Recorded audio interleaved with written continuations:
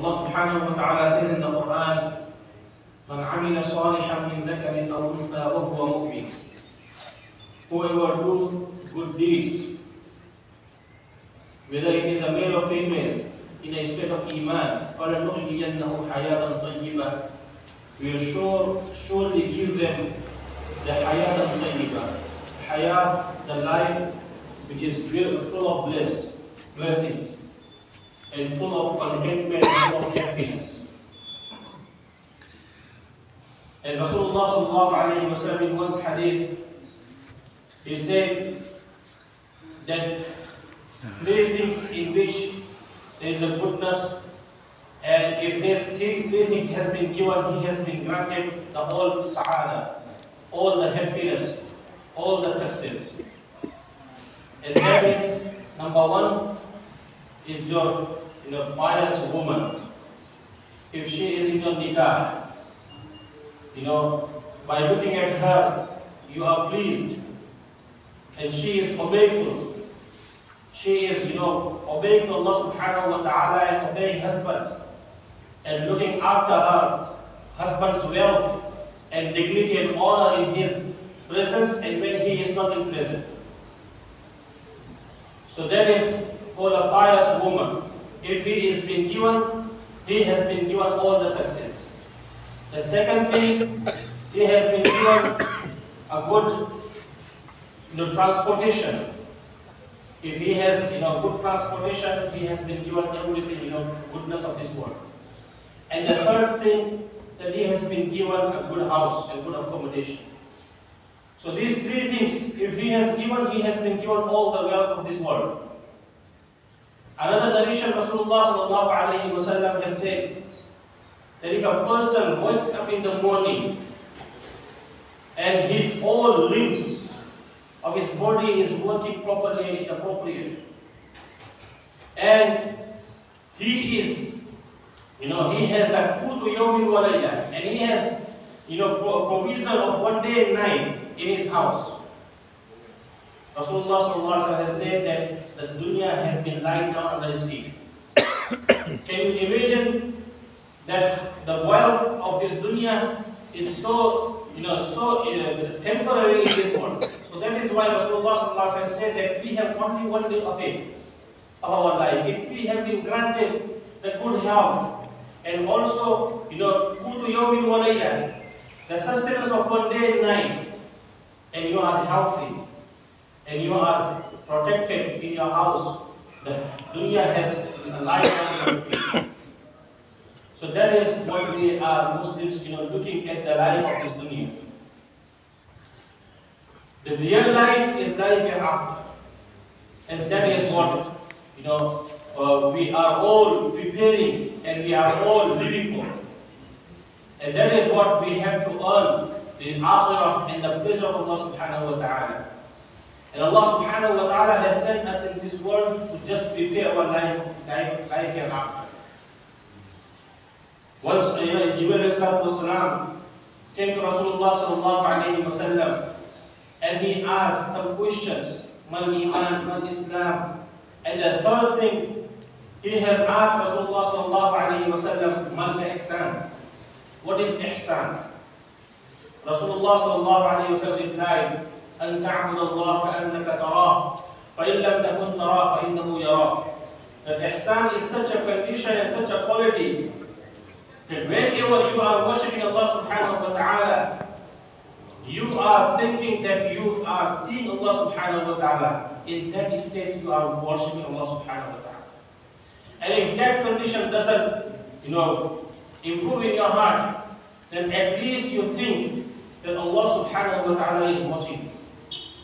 So respected brothers and elders, all and every actions, it is precious in the sight of Allah subhanahu wa ta'ala if it has been done in the state of iman and ikhlas.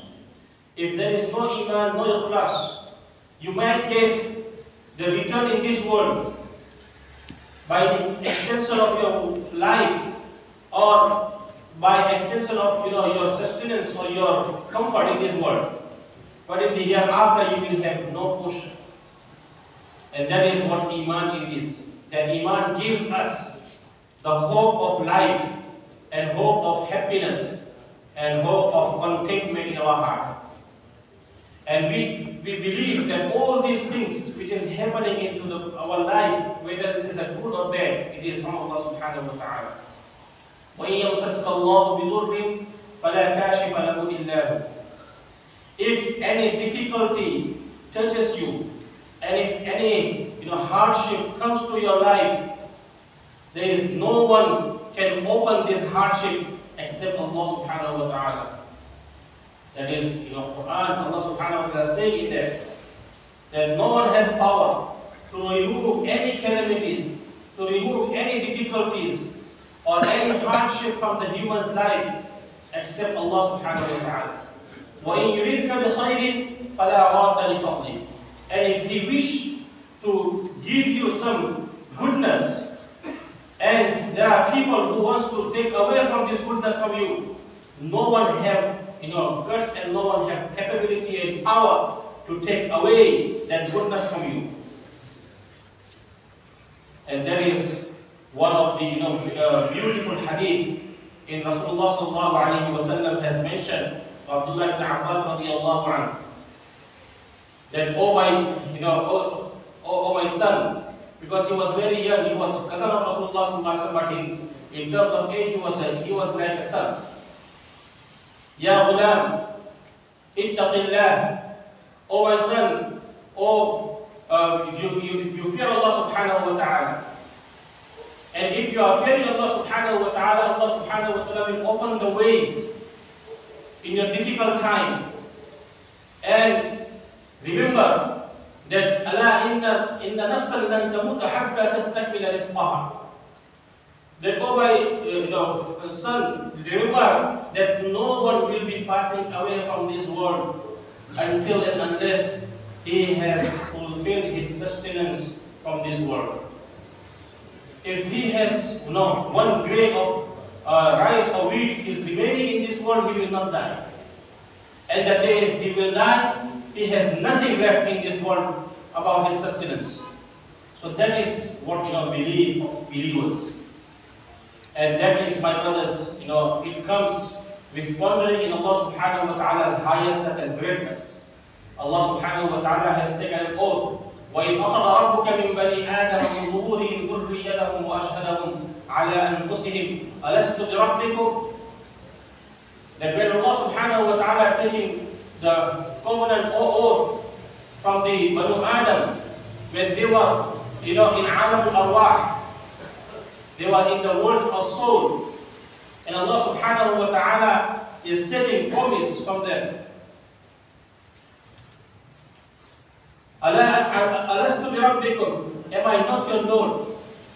Then we all, from Adam alayhi salatu wasalam till the last person who is going to come in this world, we all has replied, Bala, why not? You are our Lord. Shahidna ala anfusina. We are witnessing on ourselves.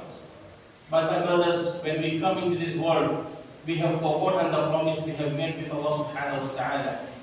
And we will definitely remember this oath when we are going back to Allah subhanahu wa ta'ala. So this worldly life should not deviate us from the right path and from the truth. And we always, remember Allah subhanahu wa ta'ala, because Allah subhanahu wa ta'ala's remembrance will bring the contentment in our heart. Ala bi dhikrillahi tatma'innul qulub. Remember, with the dhikr of Allah subhanahu wa ta'ala, heart will find the peace and contentment. So, first and foremost, we believe and we have to be pleased with Allah subhanahu wa ta'ala.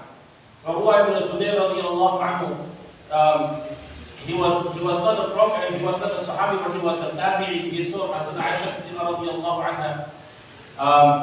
He is the younger brother of Abdullah ibn Zubayr radiyallahu anhu. Once he lost his leg, and the same day his son also passed away. Because of this iman, he replied that, "Oh Allah, you have given us and you have taken us. And we are pleased whatever condition you are giving us. We are pleased with your judgment. And that is why, that is the iman that gives us that contentment. That in any conditions, we are pleased with Allah subhanahu wa ta'ala. And those who are very close to Allah subhanahu wa ta'ala, Allah subhanahu wa ta'ala will test them the most. Like Rasulullah sallallahu alayhi wa sallam himself, he said that I have been given so much difficulty in the way of Allah subhanahu wa ta'ala that no prophet has been gone through. Because of the highest position in the sight of Allah subhanahu wa ta'ala and highest maqam, the support of Allah subhanahu wa ta'ala, he was given, compared to the other prophets, such a difficult time. And who are these people? They are their own people. His uncle, and all his tribe, which is supposed to give them the strength, but they have chosen the other way. And they have set into opposition, and they have given him hard time. Rasulullah sallallahu alaihi wasallam, once he was given the prophethood, he has invited people who are very close to him in terms of friendship. And then Allah subhanahu wa ta'ala has giving you order that you warn your very close relatives.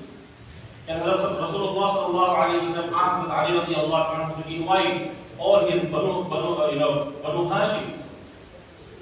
They have been invited, and then Rasulullah sallallahu alayhi wa sallam has given this da'wah. So first and foremost, who was gone opposing Rasulullah sallallahu alayhi wa sallam was his own uncle Abu Lahab.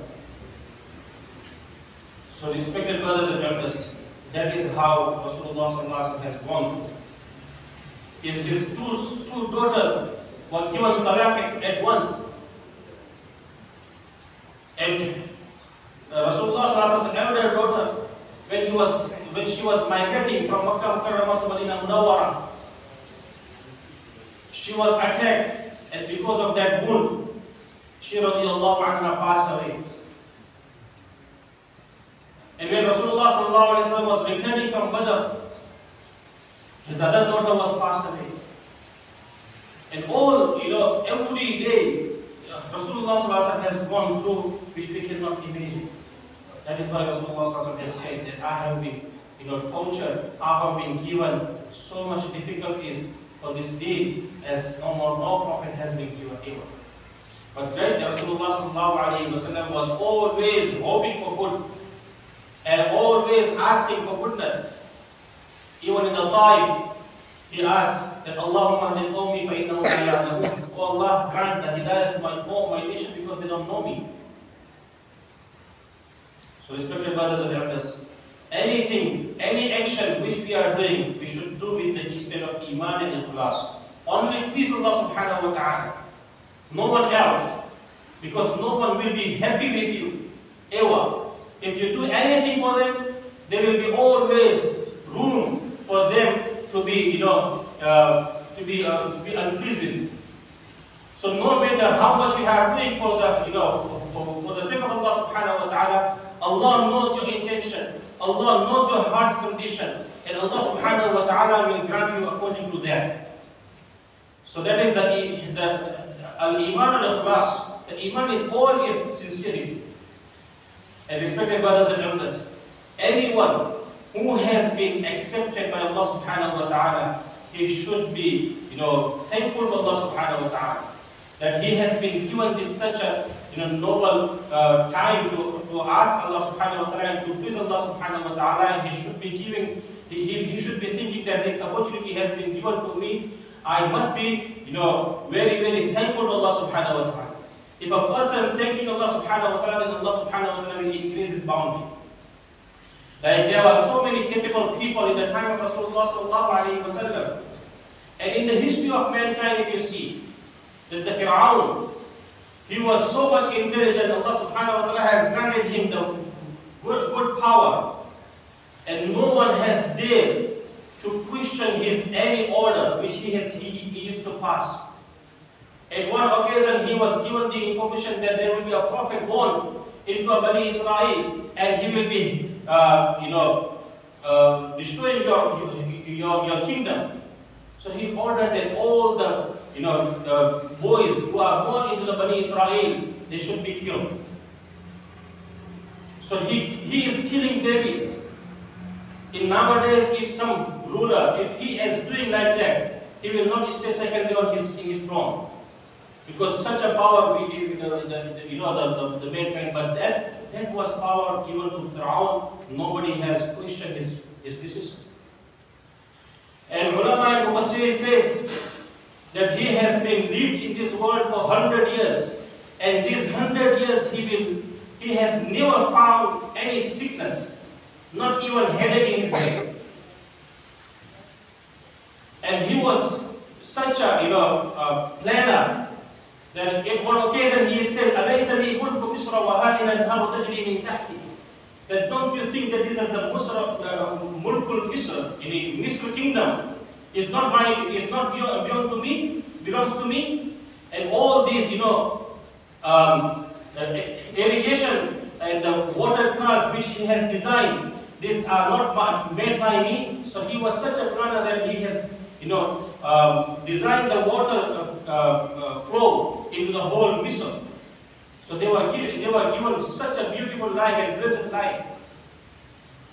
Yet Allah subhanahu wa ta'ala is saying, "Irhab ila Fir'auna innahu tagha." To Musa alayhi salatu wasalam, that, "Oh Musa, go towards the Fir'aun, indeed he has gone out of his way." And then Allah subhanahu wa ta'ala brought the condition. So there is no capability and no intelligence is required in the court of Allah subhanahu wa ta'ala. There is a qubuliyah, the acceptance is more desired into the court of Allah subhanahu wa ta'ala. And that acceptance only has been given to those whose ikhlas, whose lillahiyah, whose niyyah is sincerely for Allah subhanahu wa ta'ala. Then all the prophets has been selected by Allah subhanahu wa ta'ala. And all the Sahaba radiallahu anhum, they were selected by Allah subhanahu wa ta'ala, and all the pious predecessors, because of their condition, of the heart and their sincerity and their ikhlas and their niyyah. So respected brothers and elders, we should do every good deeds by looking at Allah subhanahu wa ta'ala and only please Allah subhanahu wa ta'ala. And for that, my brothers, we have to seek frequently knowledge. Without knowledge, if we are doing things, we thinking that I might be pleasing Allah subhanahu wa ta'ala, but in reality you might be doing some bid'at and some khurafat, which is not in the deen. So that is why seeking knowledge is very, very important. We should know what is lawful, what is unlawful, what is right and what is wrong, what is good and what is bad. We cannot, our human beings, intellectual is not sufficient for that, my brothers. The revelation is required. And that is why Allah subhanahu wa ta'ala has revealed the Quran, and He sent Rasulullah sallallahu alaihi wasallam as a guideline and a guidance for all mankind. And whatever Rasulullah sallallahu alaihi wasallam has taught us, that is the deen. In huwa illa wa ma yantiqu 'anil hawa, in huwa illa wahyun yuha. Rasulullah sallallahu alaihi wasallam does not speak out of his desire. Anything which he uttered, it is only revelation which is sent to him, which is sent to Rasulullah sallallahu alaihi wasallam.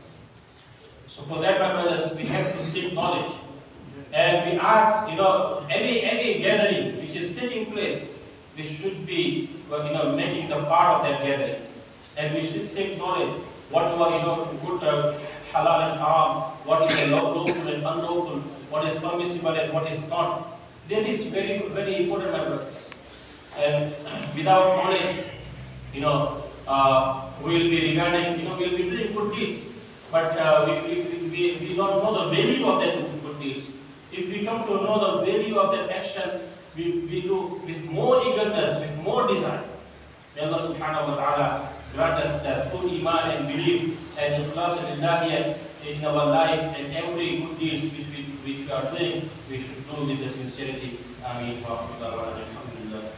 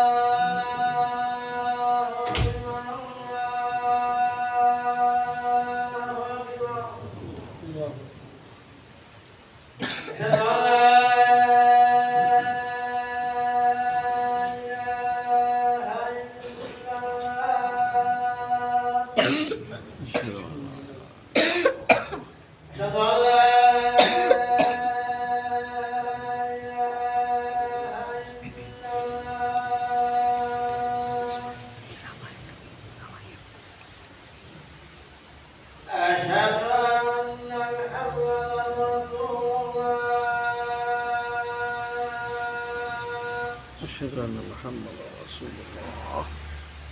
أشهد أن محمدا رسول الله. أشهد أن محمد رسول الله.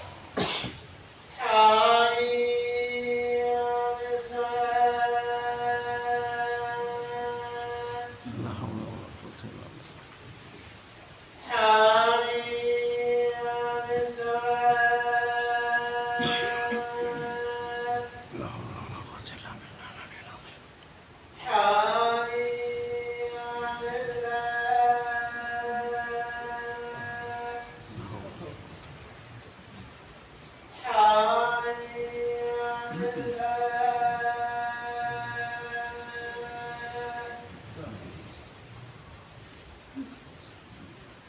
الله أكبر الله أكبر. لا إله إلا الله.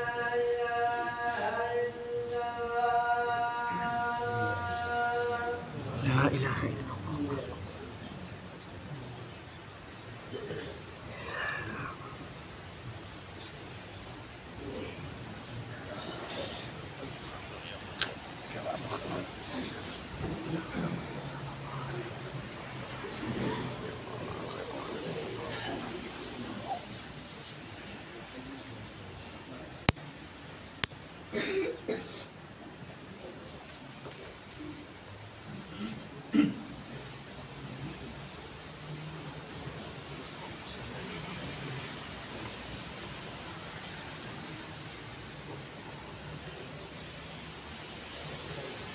Assalamu alaikum, brothers and those who are in the upstairs.